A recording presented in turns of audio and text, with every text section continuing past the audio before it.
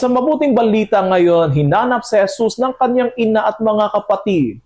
Ngunit sinabi niya, "Sino ang aking ina at mga kapatid?" Tumingin siya sa mga nakaupo sa palibot at sinabi, "Ito ang aking ina at mga kapatid, sapagkat ang sino mang tumalima sa kalooban ng Diyos ay siya kong ina at mga kapatid." Tandaan natin na hindi binabaliwala ni Jesus si Maria at ang kanyang pamilya. Sa halip, pinalalawak niya ang tunay na kahulugan ng pamilya. Malinaw na itinuturo sa atin na sa kaharian ng Diyos, ang pinakamahalagang ugnayan ay hindi lamang batay sa dugo, apelyido o pinanggalingan, kundi sa pagsunod sa kalooban ng Diyos. Ang pagiging malapit kay Jesus ay hindi automatikong ibinibigay.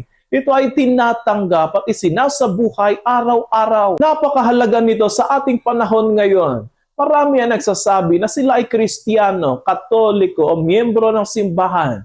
Ngunit ang tanong ay, tayo ba ay namumuhay ayon sa kalooban ng Diyos? Ang tunay na pagiging bahagi sa pamilya ni Jesus ay hindi lamang nasusukat sa dasal o debosyon, kundi sa konkretong pagsunod sa kaniyang kalooban. Mahalaga ring makita na sa mabuting balita ngayon, naroon si Maria, ang ina ni Jesus. Kaya hindi siya ibinubukod ni Jesus, kundi siya ang huwara ng tunay na pamilya ng Diyos. Ang pagiging ina ni Maria kay Jesus ay hindi lamang dahil isinilang niya si Jesus, kundi dahil buong buhay niya ay sinabi niya ang kanyang fiat at oo sa Diyos. Ang mabuting balita ngayon ay paanyaya sa atin ngayon na suriin ang ating mga sarili. Hindi sapat na sabihin malapit tayo kay Kristo.